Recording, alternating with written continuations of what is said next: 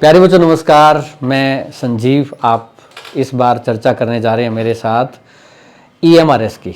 EMRS में अभी ये बात चल रही है कि फेज़ 2 जो है उसकी 7,267 पोस्ट की रिक्रूटमेंट चल रही है और साथ ही फेज़ 3 और फेज़ 3 में अब अलग अलग वैसे बच्चों से सुनने को मिला है मुझे, अलग अलग कयास लगाए जाने हैं कि 20,000 पद आ रहे हैं फेज़ 3 में, कोई 25,000 पद बता रहा है, कोई 10,000 पद बता रहा है, कोई 28,000 पद भी बता रहा है और कुछ तो जो ज़्यादा आशावादी हैं वो 38,000 पद भी बता रहे हैं।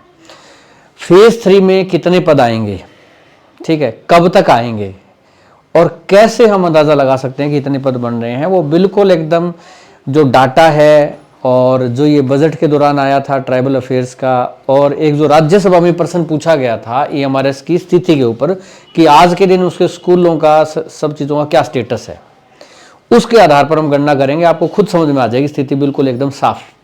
देखिए यहाँ पे इस बार जब बजट पेश किया तो एक नई चीज़ मोदी गवर्नमेंट ने शुरू की है कि भाई हम जो पिछला बजट था उसमें जो हमने वादे किए थे वो कितने वादे पूरे किए वो रिपोर्ट भी रखेंगे। तो जब इस बार बजट पेश किया गया तो इसमें 2023-24 का जो बजट था उसमें कहा गया था कि 38,800 सीटें मंजूर की गई हैं ईएमआरएस में, जो टीचिंग और नॉन टीचिंग स्टाफ की, जिसके लिए 740 स्कूल जो हैं बनेंगे ईएमआरएस के लिए। अब उसमें से ये कहा गया कि फेज़ 1 में 10,000 के लिए रिक्रूटमेंट निकाला था, 10,000 प्लस के लिए। फेज़ 2 में 7,000 के लिए निकाला है, वो अगस्त 2026 तक पूरा किया जाना है। यानी कि अगस्त 2026 तक आपका फेज़ 2 कंप्लीट हो जाएगा, उसके बाद आपका फेज़ 3 स्टार्ट हो जाएगा। अब फेज़ 3 हो सकता है सितंबर में स्टार्ट हो जाए, हो सकता है अक्टूबर में स्टार्ट हो जाए, मतलब लगभग तुरंत बाद इसके वो स्टार्ट हो जाएगा। कैसे स्टार्ट होगा, पद कितने हैं, वो मैं चीज़ें भी आपको दिखाऊंगा एक एक। राज्यसभा में एक प्रश्न पूछा गया उसके जवाब में।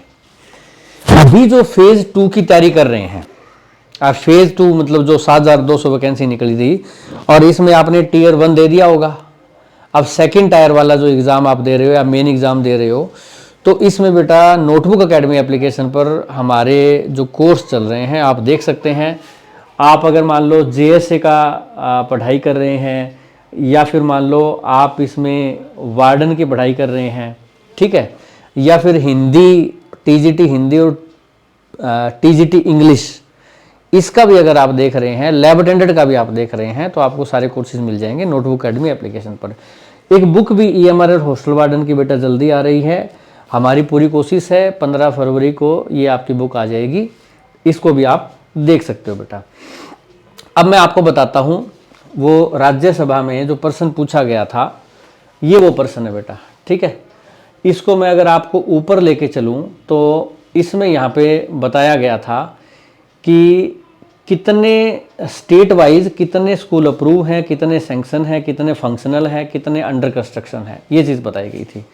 इसमें अगर मैं नीचे जाऊं और सब स्टेट का जोड़ अगर मार लूं मैं सारे स्टेटों का, तो इसमें भाई 479 स्कूल फंक्शनल है, 235 पे कंस्ट्रक्शन चल रही है, मंजूर 722 है। तो अब मैं स्थिति दिखा देता हूँ। सैंक्शन 728, अप्रूव 722, अंडर कंस्ट्रक्शन 235 ऐसे स्कूल है जो बन रहे हैं अभी, जिनकी बिल्डिंग बन रही है अभी।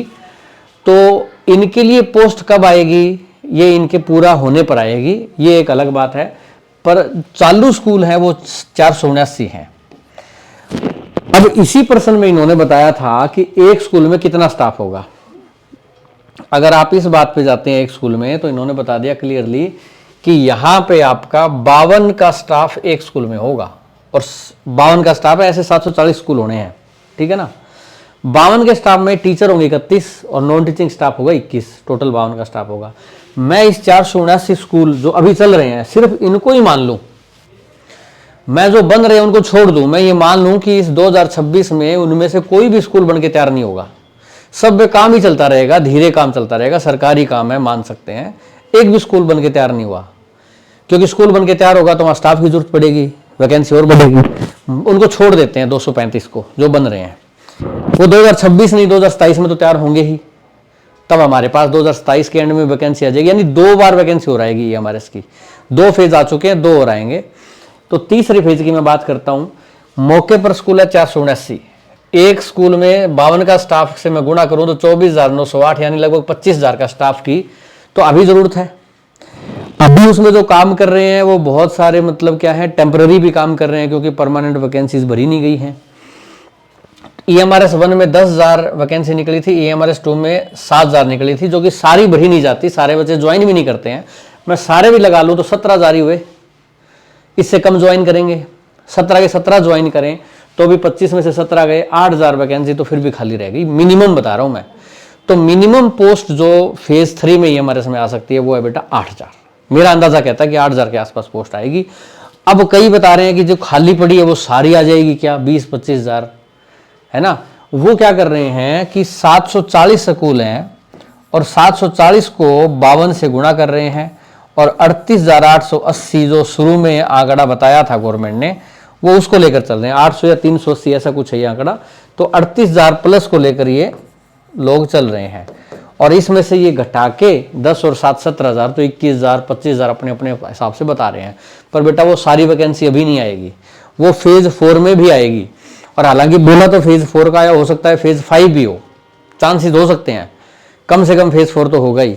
तो इसलिए वो टुकड़ों में आएगी वैकेंसी। अभी आपकी 8,000 वैकेंसी लगभग आएगी, तो उसका बेटा वेट करिए जिनके नंबर कम आए हैं और जिनके फेज 2 में अच्छे नंबर आए हैं और जो मेन एग्जाम लिखना चाहते हैं और चाहते हैं कि पर्सन लिखे कैसे, चाहे TGT हिंदी हो चाहे TGT इंग्लिश हो, हमने क्वेश्चन लिखाने की प्रैक्टिस स्टार्ट कर दी है, चाहे ये हमारा सोशल वार्डन हो, ठीक है। तो अब इसमें सारे बैचेज आपके नोटबुक एकेडमी एप्लीकेशन पे हैं, आप लेके हमसे ज्वाइन कर सकते हैं। वीडियो अगर पसंद आया हो तो आप लाइक कर देना। आप मुझे कैसे बताओगे कि आपको पसंद आया, एक अंगूठे वाला बटन है उसको दबा दो, ठीक है, बात मुझ तक पहुंच जाएगी। फिर भी अगर आपके कोई मन की बात है, मन में बात है, तो आप इस वीडियो के नीचे कमेंट में भी लिख सकते हो, ठीक है। तारीफ करना चाहो तो मैं आपका मुरीद रहूंगा। इसी के साथ मैं विदा लेता हूं, आज के लिए इतना ही।